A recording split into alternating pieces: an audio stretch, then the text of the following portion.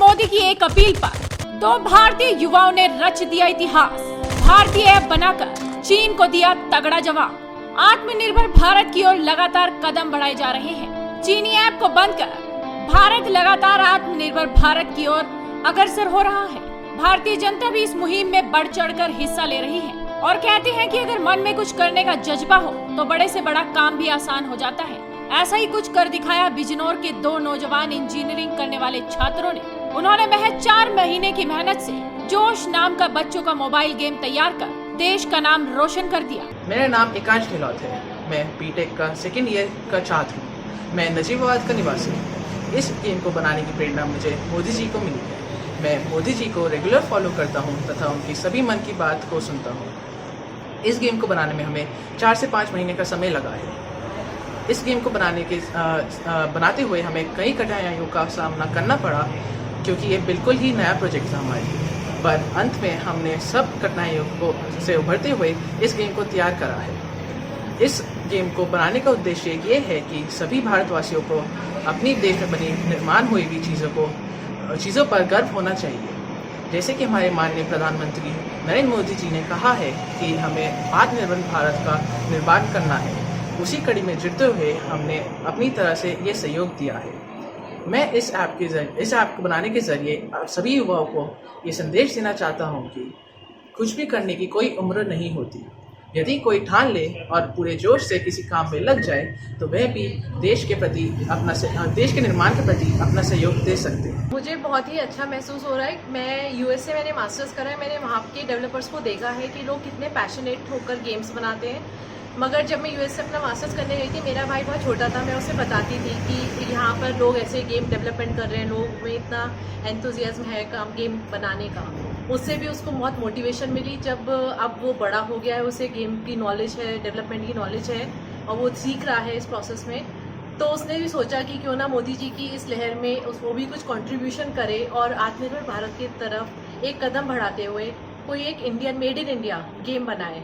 फिर बात आई कि हम इस गेम का नाम क्या रखें, तो हमें लगा कि जब मोदी जी हम लोगों में इतना जोश भरते हैं तो क्यों ना इस गेम का नाम जोश रखा जाए।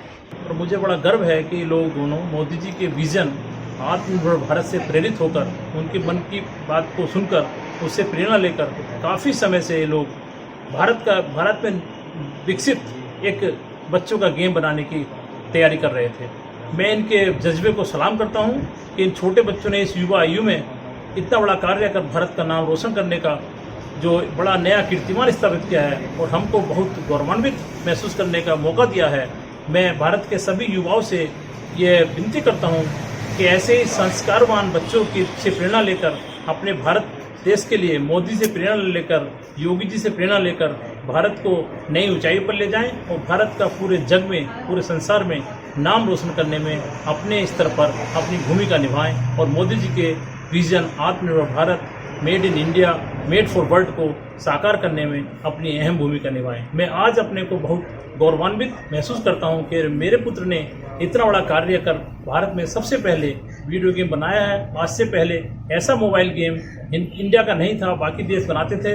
इन बच्चों ने बाकी देशों से प्रेरणा लेकर कि हम क्यों नहीं कर सकते, मोदी से प्रेरणा लेकर ये गेम विकसित किया है। इन 2 युवाओं के इस बेहतरीन काम को लेकर पीएम मोदी से लेकर यूपी के सीएम तक ने होनहार छात्रों को बधाई दी। ये युवा हैं बिजनौर के नजीबाबाद इलाके के रहने वाले बीटेक 2nd ईयर के छात्र एकांश गहलोत और वैभव बहादुर सक्सेना, जो दोनों आपस में गहरे दोस्त हैं। देश के प्रधानमंत्री नरेंद्र मोदी के विजन आत्मनिर्भर भारत से प्रेरित होकर, मन की बात सुनकर, उनसे प्रेरणा लेकर दोनों ही नौजवान छात्रों ने महज 4 से 5 महीने की मेहनत में मोबाइल पर जोश नाम का बच्चों का गेम खोजकर उसे तैयार किया। हालांकि एकांश को गेम बनाते वक्त कई परेशानियों से भी जूझना पड़ा क्योंकि ये बिल्कुल अलग प्रोजेक्ट था, लेकिन उनके जज्बे के आगे परेशानियों को भी पीछे मुड़ना पड़ा। इन नौजवानों का मकसद सिर्फ एक था कि सभी भारतवासी अपने देश की बनी निर्माण की चीजों पर गर्व करें और आत्मनिर्भर भारत के निर्माण का हिस्सा बन सके।